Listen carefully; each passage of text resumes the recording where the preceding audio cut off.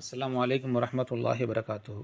கணித்துக்குரிய பெருமக்களே, இமாம் அஸ்மாஇ ரஹ்மத்துல்லா என்கின்ற ஒரு பெரியார் அவர்கள் சொல்கிறார்கள், ஒரு நாள் நான் ஒரு 120 வயது மதிக்கத்தக்க ஒரு வயோதிகர் அவர்கள் அருகாமையில் நான் நடந்து சென்று கொண்டிருந்தேன்.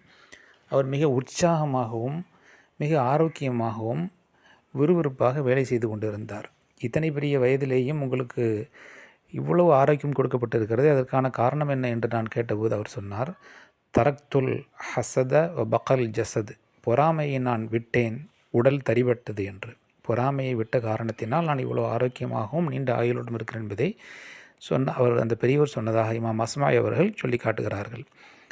ஹதீஸில் இன்னொரு செய்தி, பெருமானா ஸல்லல்லாஹு அலைஹி வஸல்லம் அவர்கள் அனஸ் ரலியல்லாஹு தஆலா அவர்களை அழைத்து கூறுவார்கள், யா அனஸ் அஸ்பிகில் உலுவை நீ பூரணமாக செய்து கொள்வாயாக, எசித் ஃபி உமரிக்க, உன்னுடைய வாழ்நாளிலே அது அதிகமாகும், அதனுடைய மகிமையினால் உன்னுடைய வாழ்நாள் அதிகமாகும் என்று சொல்வார்கள்.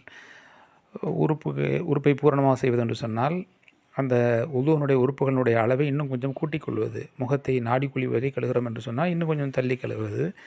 முழங்கை வரை என்று சொன்னால் அதை இன்னும் கொஞ்சம் தள்ளி குடங்கை வரை கழுவுவது.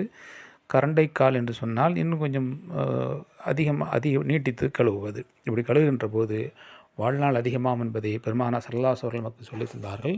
அல்லாஹ் அதை நடைமுறைப்படுத்தக்கூடிய நசீபை நமக்கு தந்தல் புரிவானாக. ஆமீன் யா ரப்பல் ஆலமீன்.